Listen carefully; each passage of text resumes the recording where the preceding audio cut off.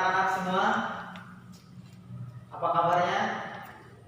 Alhamdulillah sehat selalu ya. Ada temennya yang sakit? Kita doakan semoga teman-teman kita yang sakit segera diberikan kesehatan oleh Allah Subhanahu wa Ta'ala.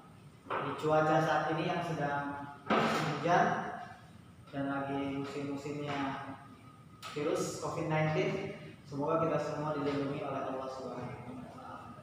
Oke, baiklah. Kita melanjutkan pertemuan yang sebelumnya. Pertemuan yang sebelumnya kita menjelaskan tentang apa? Ya, betul sekali, kita menjelaskan tentang pembunuhan. Apa itu pembunuhan? Pembunuhan adalah menghilangkan nyawa seseorang, baik menggunakan alat ataupun tidak menggunakan alat. Kemudian kita juga bahas tentang macam-macam pembunuhannya dan lain-lain sebagainya. Oke, pada pertemuan kali ini kita akan membahas tentang kisos.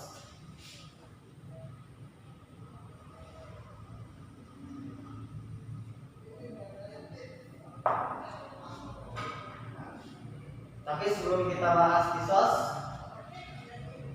kita awali pembahasan kita dengan membaca basmalah. Bismillahirrahmanirrahim. Oke, baik. Kita bahas tentang kisos, tentang syarat-syaratnya, dan juga pembunuhan secara massal bagaimana. Kisos itu seperti apa? Ada yang tahu atau pernah melihat atau pernah lihat-lihat di internet, di berita-berita tentang kisos? Ada yang tahu nggak apa itu kisos? Nah, kisos itu adalah hukuman yang setimpal terhadap seseorang, baik si pelakunya ini menghilangkan nyawa seseorang dengan sengaja ataupun menghilangkan salah satu daripada anggota tubuh. Contoh, kalau seseorang menghilangkan nyawa seorang lagi, maka hukuman setimpalnya adalah dihilangkan lagi nyawa yang membunuhnya. Atau seseorang menghilangkan penglihatannya, menghilangkan penglihatan temannya, maka itu dihukum lagi dengan menghilangkan penglihatannya lagi. Menghilangkan pendengarannya, maka dihukum setimpalnya lagi adalah menghilangkan pendengarannya lagi. Termasuk sampai dengan giginya. Ada seseorang menghilangkan giginya, menghilangkan gigi temannya, gigi orang lain, maka hukumannya adalah dihilangkan lagi giginya. Nah, jadi itu kisos. Kisos adalah hukuman yang setimpal, yang seimbang, yang telah disesuaikan. Nah, terus kenapa di dalam Islam itu diadakannya hukuman-hukuman kisos seperti itu? Yang yang mencuri nanti kan dipotong tangannya, yang membunuh akan dihukum bunuh lagi, yang membuat hilang penglihatan seseorang dihilangkan lagi. Kok kesannya kayaknya kejam banget gitu Islam, tapi sebenarnya tidak begitu. Allah menetapkan hukum ini dalam syariat untuk apa? Untuk supaya merasakan bagaimana kalau hilang penglihatan kita, bagaimana rasanya? Bagaimana kalau misalkan hilang pendengaran kita, bagaimana rasanya? Hilang gigi kita. Kalau hilang gigi kita kan itu banyak sekali ini kekurangan-kekurangannya, bukan hanya dari segi estetikanya aja. Ketika kita senyum, giginya ompong, gitu kan kurang enak dilihatnya. Bukan hanya estetikanya aja, bukan dari keindahannya aja, tapi juga dari segi kita berbicara nanti kurang fasih, dari segi kita membaca kurang fasih. Nah, ditambah lagi ketika kita membaca Al-Quran, nanti ada beberapa lafaz-lafaz yang kurang fasohah, kurang pas. Nanti zai dibaca ja, iza juljilatil, harusnya kan iza zulzilatil. Banyak sekali kekurangan-kekurangan apabila kita tidak diberikan kesempurnaan oleh Allah Subhanahu wa taala. Karena Islam itu benar-benar memperhatikan tentang hak asasi manusia. Benar-benar dijaga tubuhnya, nama baiknya, dan juga hartanya. Karenanya Islam mengatur itu semua agar manusia benar-benar teratur, agar manusia benar-benar tidak melampaui batasnya. Manusia zaman sekarang juga kan dikasih aturan masih banyak yang melanggar, apalagi tidak dikasih aturan. Oh, udah makin acak-acakan intinya.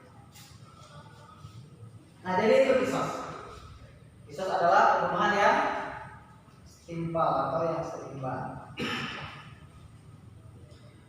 Oke, kemudian dasar hukumnya. Dasar hukum ya.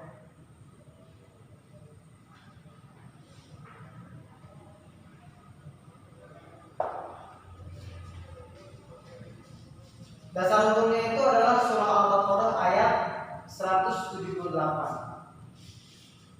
Yang bunyinya Bismillahirrahmanirrahim. Ya ayyuhalladzina amanu. Silakan cek dulu di dalam Qur'annya. Surah Al-Baqarah ayat 178. Bismillahirrahmanirrahim. Ya ayyuhalladzina amanu kutiba alaikumul qisasu fil qatl. Al-hurru bil hurri wal 'abdu bil 'abdi wal unsa bil unsa. Faman ufiya lahu min akhihi syai'un fattiba'un bil ma'ruf wa ada'un ilaihi bi ihsan. Dzalika takhfifun min rabbikum wa rahmah. Faman ya'tada ba'da dzalika fa ulaika humul. Wahai orang-orang yang beriman, ya ayyuhalladzina amanu, wahai orang-orang yang beriman. Kita semua beriman kan? Beriman ya? Wahai orang-orang yang beriman, kutiba alaikumul qisasu fil qatl. Diwajibkan kepada kalian semua untuk melaksanakan qisas bagi seseorang yang melakukan pembunuhan secara sengaja. Kemarin kita udah bahas ya, ada pembunuhan secara sengaja, namanya apa tuh? Qatlul amd. Ada pembunuhan yang seperti disengaja, ada syibhul amd. Ada pembunuhan yang karena sebab kesalahan atau tidak disengaja, qatlul khata'.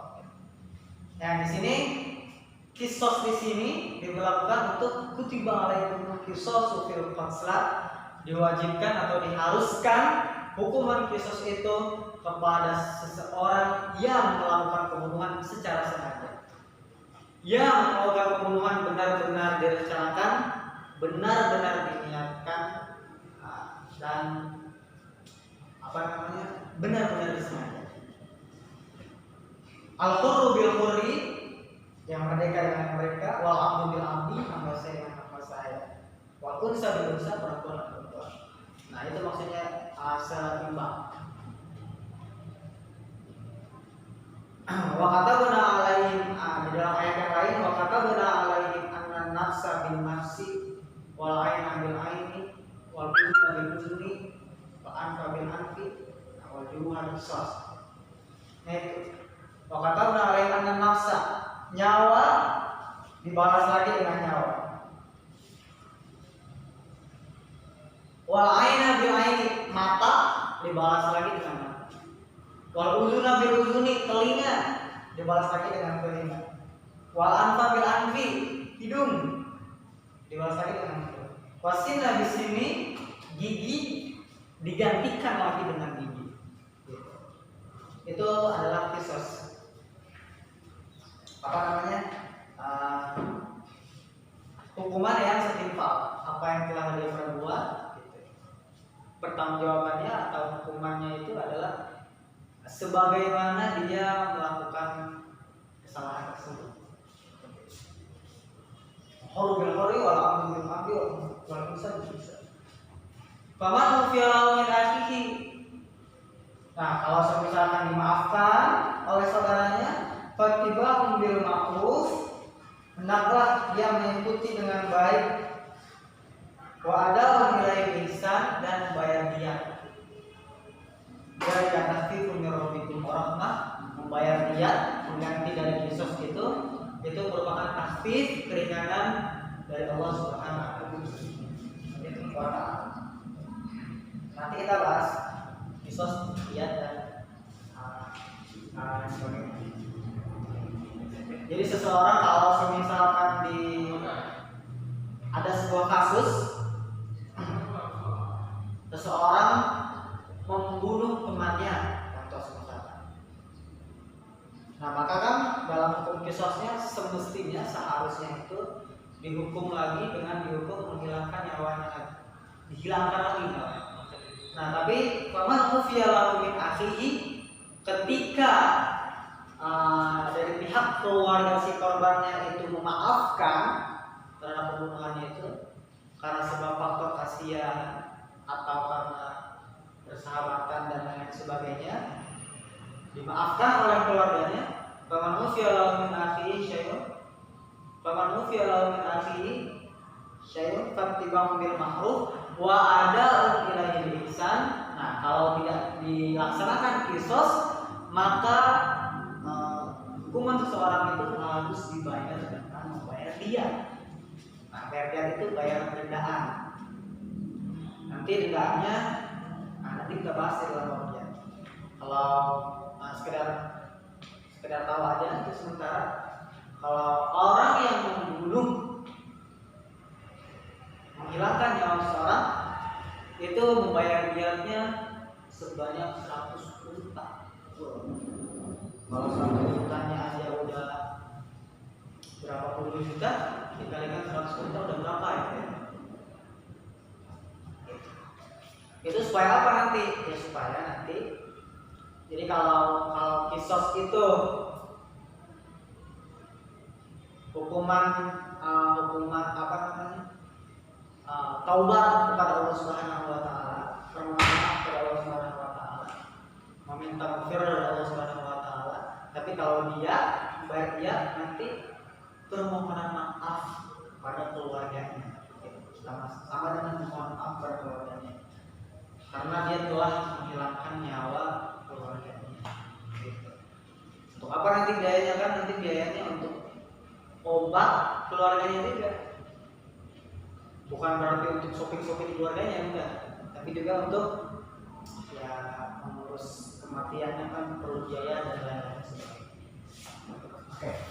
Nanti kita bahas itu di dalam penjelasan waktunya. Kita bahas kisahnya.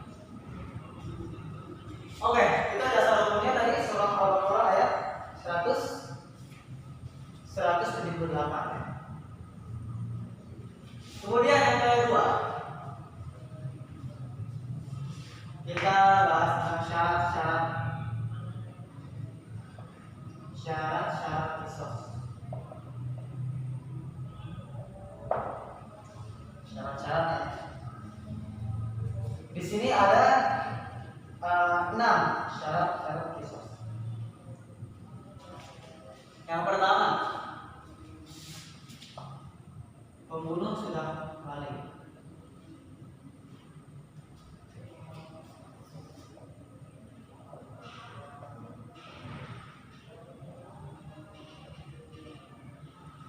Pembunuh balik dan berakal.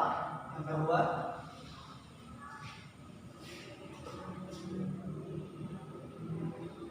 pembunuh bukan orang tua yang dibunuh.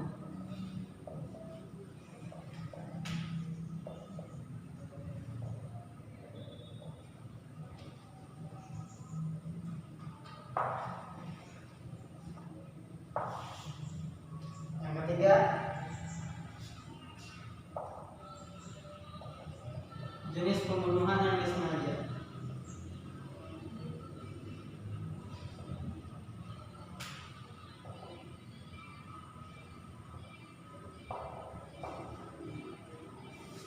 Yang keempat,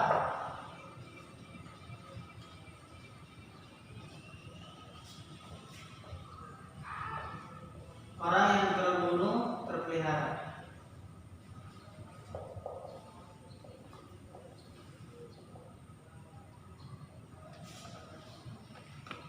Orang yang terbunuh terpelihara. Yang kelima, orang yang dibunuh sama derajatnya.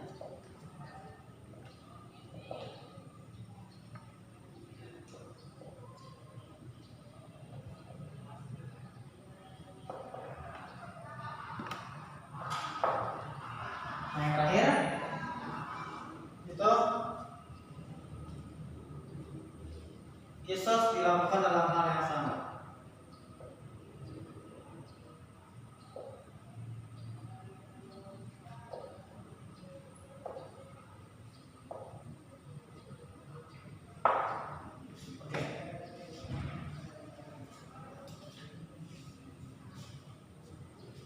Syarat-syarat kisos yang pertama adalah si pembunuhnya ini sudah balik dan berakal sehat. Jadi kalau mafhum mukhalafahnya, pemahaman sebaliknya, bagaimana kalau misalkan yang membunuhnya itu masih anak-anak, masih kecil, belum balik, nah, itu dikenakan kisos atau tidak? Tentu tidak. Jadi rufi al-qalam salah sakin anin nahimi hatta yastaiqidha wa anis-saghiri hatta yakbara wa anil majnuni hatta yaqtila aw yafiqa. Jadi ada 3 orang yang tidak dikenakan hukum. Wa anin nahim, orang yang tidur hatta yastaiqidha sampai dia. Yang kedua, wa'anis sogir, orang yang masih kecil sampai dia dewasa. Wa'anil majnun, orang yang gila, dia kan tidak berakal ya, sampai dia berakal. Jadi orang yang tidur, orang yang masih kecil, atau orang yang gila itu tidak dikenakan hukum. Jadi syarat yang pertama itu pembunuhan, si pembunuhnya itu sudah balik dari. Kemudian yang kedua, pembunuhnya itu adalah bukan orang tua yang dibunuh. Jadi kalau kasusnya itu ada orang tua yang membunuh anaknya, berarti dia tidak dikenakan hukum kisos. Nah, terus bagaimana nanti hukumannya? Nanti hukumannya bayar dia. Gitu ya.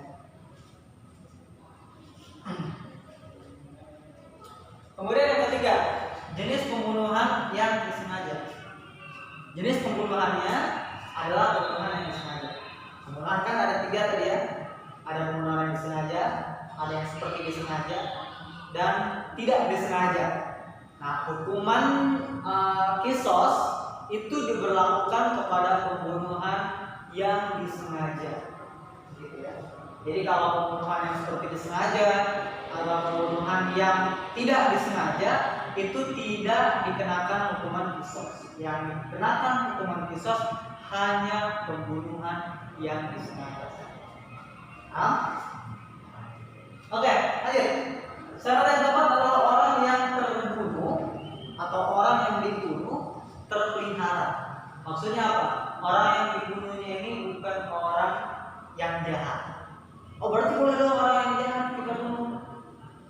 Boleh. Kalau apa? Atau kita lagi di rumah tidur misalnya, posisi sedang malam. Ada maling yang masuk ke rumah kita. Maling masuk ke rumah kita sudah bawa senjata, apa sih namanya? Bawa pisau lah gitu ya. Mau merampok, mau mengambil, mau maling rumah kita. Harta kekayaan kita. Nah, itu penjahat kan ya? Pencuri, perampok.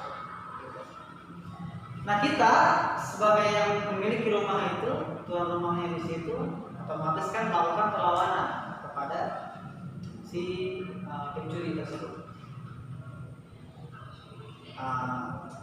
Akhirnya kita ribut sama pencuri itu, kemudian si pencurinya itu karena sebab membawa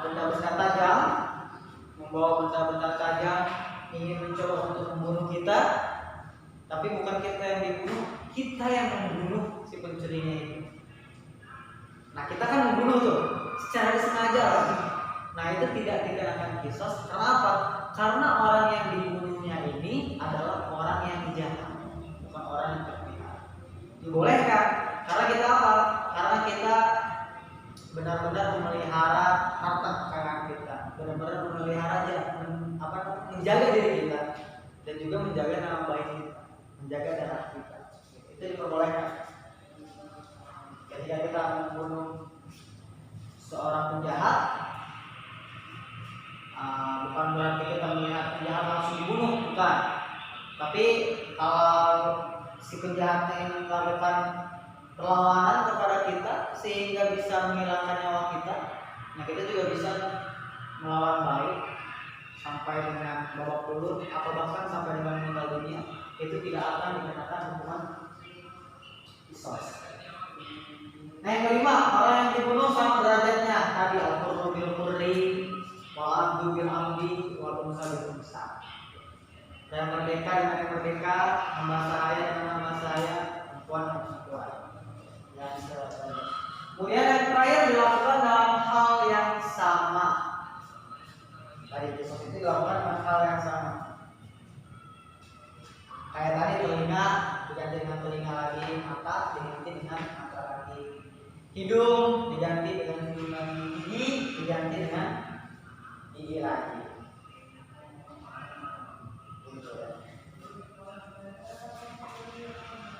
Kemudian pembunuhan, kita bahas tentang pembunuhan yang massal, pembunuhan massa. Pembunuhan massa itu bagaimana? Ada sekelompok orang, seorang pembunuh, sekelompok pembunuh membunuh satu orang. Nah, itu kan pembunuhan massa. Dia benar-benar merencanakan, Kita membunuh si A sebenarnya. Si A karena dia sudah mengungkap ini. Saya kesel sama si A. Saya mau bunuh si A. Terus bagaimana? Dibikin rencana.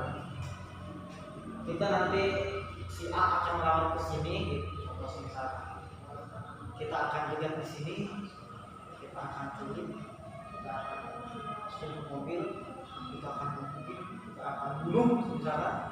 Terus kita buang. Oleh 10 orang itu, 10 orang yang terlibat sebenarnya. Benar-benar direncanakan. Ada yang orangnya itu ada yang berpikir untuk merencanakannya, bikin strateginya, ada orang yang biayainya, ada orang yang melakukannya. Banyak ya. Nah itu kalau banyak begitu, bagaimana hukumannya dalam Islam? Sama, dikisos. Apakah orang yang membunuhnya aja? Bagaimana kalau orang yang membiayainya? Bagaimana kalau orang yang hanya merencanakannya saja? Apa itu dikenakan hukuman kisos? Orang yang merencanakannya, yang membiayainya, semua orang yang terlibat dalam kasus pembunuhan ini itu akan dikenakan kisos semua.